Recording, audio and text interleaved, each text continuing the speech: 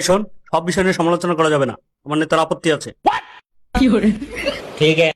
আজকে আমরা চাঁদা নিয়ে কথা বলবো। এই চাঁদাবাজদের কারণে আজকে জনগণ অতিষ্ঠ। আগে যেখানে দিতে হতো 100 টাকা, এখন দিতে হয় 200 টাকা। চাঁদা নিয়ে কোনো কথা বলা যাবে না, নেতার আপত্তি আছে। ठीक है। তাহলে আমরা দুর্নীতি নিয়ে কথা বলি। দেশের প্রতিটা সেক্টর, ভূমি মন্ত্রণালয় থেকে শুরু করে স্বাস্থ্য মন্ত্রণালয়, দুর্নীতির আখড়ায় পরিণত হয়েছে।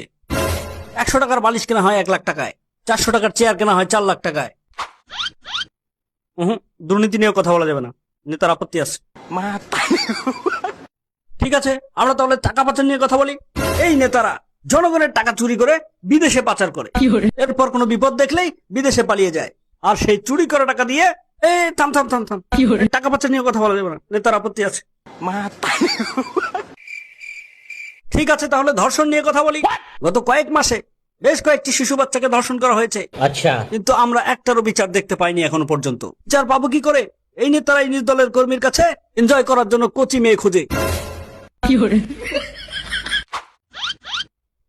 ধর্ষণ নিয়ে কথা বলা যাবে না, নেতার আপত্তি আছে। দুর্নীতি নিয়ে কথা বলা যাবে না, চাঁদাবাজি নিয়ে কথা বলা যাবে না, ধর্ষণ নিয়ে কথা বলা যাবে না। তাহলে কি এখানে রবীন্দ্রসঙ্গীত গাইবো? সমালোচনা করা, গালাগালি করা আমার গণতান্ত্রিক অধিকার। তোমার নেতার এত আপত্তি আর আত্মসম্মান, এলে ঘরে বসে থাকতো, রাজনীতিতে আসতে বলছে কেডা? সুটিয়ে লাল করে দেবো, নোংরামি বার করে দেবো। না মানে গুরু, নেতার কথা বাদ দেন, আমার একটু আপত্তি ছিল। আবার আপত্তি?